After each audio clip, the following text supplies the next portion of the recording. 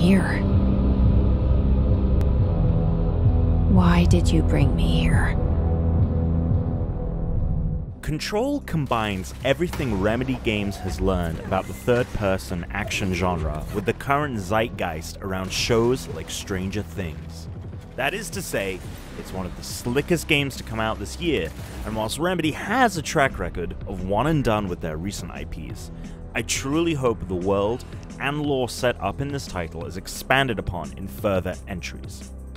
The Federal Bureau of Control has a new director, Jesse Faden. As a child, Jesse experienced what the Bureau dubs an altered world event in her hometown of Ordinary.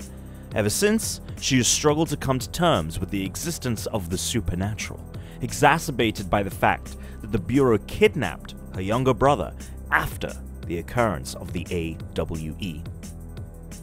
The FBC is located in the oldest house, a place of power that is ever shifting in reality, masking its location to anyone that isn't looking for it. And the night Jessie shows up looking for her brother is the same night the Bureau goes into lockdown.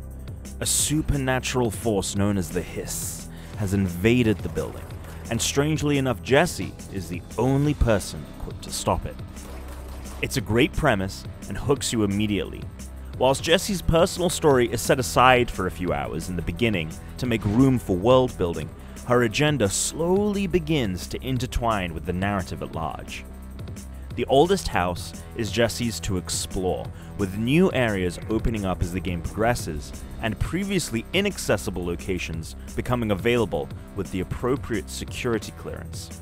The building has 5 main areas, and whilst all of them are unique, they do all fit into a similar brutalist office design. Any mundanity, however, is cleansed by the otherworldly dimensions known as thresholds that seep into the FBC, some of which will have your jaw on the floor. Overall, the design of the game is fantastic. There are very few HUD elements, and you'll navigate mostly via the signage of the building itself. Even the health orbs that enemies drop as you damage them are simple, small lights that feel consistent with the game world. You might get taken a little out of it when there are technical hiccups, such as elements not loading or massive frame rate drops. Although maybe you can just chalk that up to supernatural shenanigans? We were also assured that those issues will be addressed by a day 1 patch, so the game you play might perform better than the one I played. As you progress, you'll come across a ton of collectibles, such as files, audio recordings, and instructional videos that flesh out a lot of the lore, as well as meet new agents of the FBC that go into greater details about what exactly it is they do. The game does a great job of explaining the world's mythology, and if you're not a fan of constantly stopping to read something, you'll still be able to understand terms like altered items and Blackrock, even if you're only absorbing the information provided in main path cutscenes. Those that stop to smell the roses, however, will find a much richer experience that pays off in big ways as the game unfolds. Speaking of those other characters, whilst they may have some stiff animation, the voice acting is another highlight of the game. The standout performance may have to go to Matthew Peretta as Casper Darling, who serves as the live-action character in the game that you experience via aforementioned instructional videos. As I said earlier, Jessie unwittingly became the new director of the Federal Bureau of Control. She did this by bonding with an object of power known as the service weapon, a supernatural pistol that can be altered and modded as Jessie becomes stronger and acquires new materials via completing missions and opening up caches littered around the facility. The service weapon can be outfitted with 2 different forms at a time, quickly interchangeable via the press of a button. It feels great to fire in every variation, and you'll want to mix and match forms for different scenarios. The service weapon is one half of Jessie's arsenal against the Hiss. The other are her abilities that stem from additional objects of power she discovers in the oldest house. Simple items that are imbued with supernatural forces.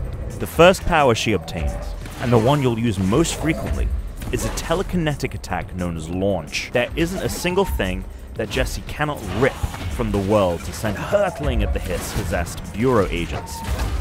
And the ability can be upgraded to redirect missiles and even the bodies of fallen enemies. In a game that has a lot of great feeling mechanics, this will by far be your favorite. Everything from the weight of the pull to the sound design as something is being mentally manipulated feels fantastic and never gets old. Like the service weapon, Jessie's abilities are on a cooldown, so learning how to juggle her powers is crucial to winning conflicts. Most general encounters won't prove too much of a challenge, but ones with a wide variety of hiss or a mini-boss will keep you on your toes. Some of Jessie's abilities are optional, so make sure to explore to find the objects of power.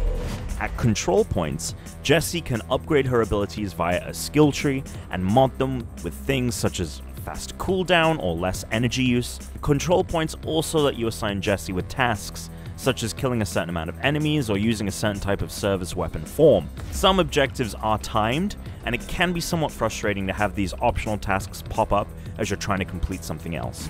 But ultimately, it is a welcome feature, and a great way to customize your gaming experience. These objectives, combined with side missions, some of which are well hidden, make for a game with high replay ability. With Control, Remedy Games has delivered a technically astounding and satisfying experience that simultaneously builds upon pop culture tropes, as well as crafting a unique world. Jessie's story may take a little while to get going, but the hook of the gameplay and lore will have you from the onset. There is a surprising amount to do, which can feel overwhelming at times, but the game does a great job of motivating you to tackle it all. Those that do will be rewarded handsomely.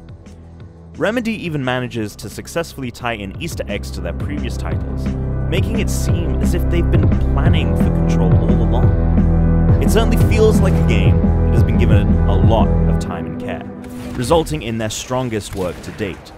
Fans of third-person action games would be remorse to miss out on this ride.